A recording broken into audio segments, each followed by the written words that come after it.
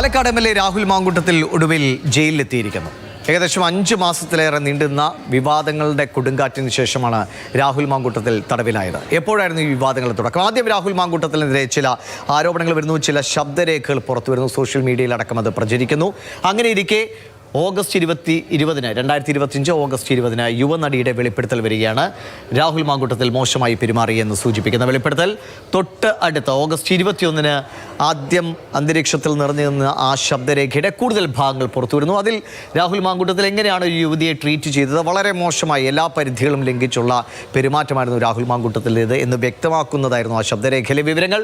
അങ്ങനെ കോൺഗ്രസിന് രാഹുൽ മാങ്കൂട്ടത്തിലെ പാർട്ടിയിൽ നിന്ന് സസ്പെൻഡ് ചെയ്യേണ്ടി വരുന്നു. അത് ഓഗസ്റ്റ് 25 സസ്പെൻഷൻ നടക്കുന്നത്. ഓഗസ്റ്റ് 28 ക്രൈംബ്രാഞ്ച് കേസെടുക്കുകയാണ്. ഈ ആരോപണങ്ങളുടെ അടിസ്ഥാനത്തിൽ എം.എൽ.എക്കെതിരെ ക്രൈംബ്രാഞ്ച് കേസെടുക്കുന്നു. നവംബർ 27 ഈ പരാതിയിലെ അതായത് വാട്സപ്പ് ചാറ്റ് പുറത്തു വരുന്നതോടുകൂടി ഇതിൽ കൂടുതൽ വിവരങ്ങൾ, ഭ്രൂണഹത്യ അടക്കമുള്ള കാര്യങ്ങളിൽ, അല്ലെങ്കിൽ എങ്ങനെയാണ് രാഹുൽ മാങ്കൂട്ടത്തിൽ ഒരു യുവതിയെ അവരുടെ ജീവിത സാഹചര്യങ്ങളെ മുതലെടുത്തത് എന്ന് വ്യക്തമാക്കുന്ന നിലയിലുള്ള വാട്സപ്പ് ചാറ്റ് വിവരങ്ങൾ നവംബർ 27 പുറത്തു വരുന്നു.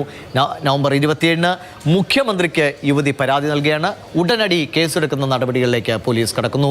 നവംബർ 28 മുതൽ രാഹുൽ ഒളിവിലാണ്. പിന്നെ നമ്മൾ കണ്ടതാണ്, വാർത്തകളിൽ നിറഞ്ഞതാണ്, രാഹുലിനെ വേണ്ടിയുള്ള തിരച്ചിലായിരുന്നു അന്വേഷണ സംഘം നടത്തിയിരുന്നത്. അത് കേരളം വിട്ടുമൊക്കെ പോയി. പക്ഷേ രാഹുലിനെ കണ്ടെത്താൻ കഴിഞ്ഞില്ല. അതേസമയം രാഹുൽ നിയമപരമായുള്ള പരിരക്ഷ ഉറപ്പാക്കാനുള്ള ശ്രമങ്ങൾ തുടരുന്നുണ്ടായിരുന്നു. അങ്ങനെ ഡിസംബർ 4 പക്ഷേ മുൻകൂർ ജാമ്യാപേക്ഷ തള്ളുകയാണുണ്ടായത്. അതോടെ കോൺഗ്രസിനെ സംബന്ധിച്ച് രാഹുൽ മാങ്കൂട്ടത്തിനെ പാർട്ടിയിൽ നിന്ന് പുറത്താക്കേണ്ട അവസ്ഥയിലേക്ക് എത്തിച്ചേരുകയും ചെയ്തു. ഇതിനിടയിൽ രാഹുൽ മാങ്കൂട്ടത്തിനെതിരെ മറ്റൊരു പരാതി, അത് KPCC അധ്യക്ഷനടക്കം എത്തുന്നു.